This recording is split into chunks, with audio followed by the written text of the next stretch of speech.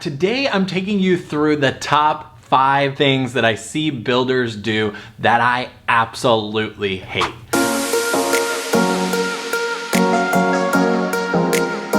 I hate this about new construction. I wish that builders would consult real estate agents a little bit more when they start to build, but I know there's also profit involved. I know they also have a business to run. So these are my top 5 things that I wish builders would stop doing, but these are just my opinions, so you're gonna have to take it as it comes. My first thing that I wish builders would stop doing has to do with the flooring. It's so important to have floors that are durable, that last a long time, and of course the cost is going to be a consideration for builders when they are building so many homes at once. But please, please, please, for the love of God, please stop using the gray tone of hardwood floors. I absolutely hate it. I think it looks super cheap. I think it is actually terrible. It's this gray luxury vinyl laminate, which is fine. You know, I know that a lot of builders are going to be using vinyl products because they are more durable. They're going to last longer, but they are also cheaper and they're great for homes. But please, do we have to use the gray tone? The gray to me looks cheap. It looks unnatural. It definitely looks like it is a manufactured product as opposed to doing some sort of wood that looks closer to a natural wood grain or actually looks like something that would be wood. I hate the gray floors. It is so weird. And it is also very strange with these stark white walls, which all builders do. I understand that they're giving you a clean slate, but that stark white with the gray tone makes homes feel very cold. Like it is a little bit colder than even like a modern home might feel. And then if you don't have the right staging furniture in there, you're done for because that looks so bizarre and cold. And then if you use those fluorescent like LED light bulbs up top, it feels almost like a prison cell. Honestly, it is not good. So let's stop just using the gray tone of vinyl flooring. Please, I'm begging you. My second complaint about what builders are using these days is all about the windows. Obviously here in the Pacific Northwest in Seattle, windows are super important for light. We need as much natural light as we can get because we don't have that much sun.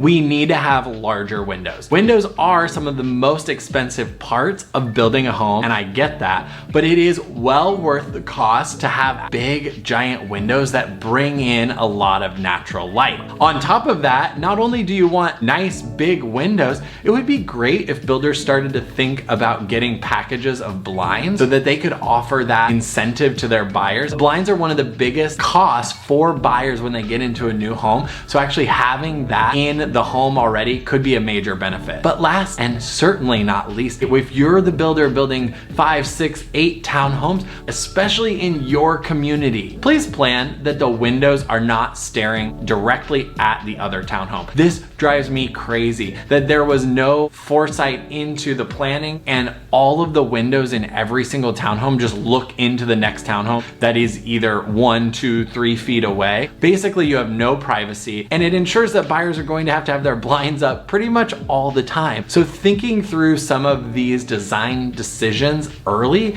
can help make a home even better for buyers and probably elicit a builder a higher price. My third complaint about what builders are doing right now, which just drives me crazy, are the layouts, especially of townhouses in Seattle. For those of you who don't know, townhomes are usually 3 stories high, they're built very vertically, and they are very skinny. I know that there is an equation where you have to build as much as possible on a lot to make it profitable for the builder, so I don't blame them for that. But the layouts are starting to become so narrow and skinny that you can barely live in a living space that is being built. And it makes it almost impossible to live there and actually have furniture that's full size. A lot of people are having to scale their furniture down even more. I'm all about minimalism, don't get me wrong. I think minimalism is great, but to be able to be in a space that is so narrow just restricts the living space. And honestly, buyers that I'm with do not want that. They They don't want to be in a very narrow living space. They're often more attracted to townhomes that are wider, that feel like actual room sizes. So they're not stuck in this very narrow space that feels like they can't even walk through with or without furniture. I think a little bit more thought needs to go into how is this space actually going to be used? What will buyers like? Because overall, if a buyer is more satisfied with that property, they may be able to buy it for more money. They may then sell it for more money. Your reputation as a builder may be better because you're actually producing something that people like and will talk about. So the layout is so important, especially the townhomes in Seattle. The fourth thing that is driving me crazy right now about new construction and what builders are doing in the Seattle market is the outdoor space.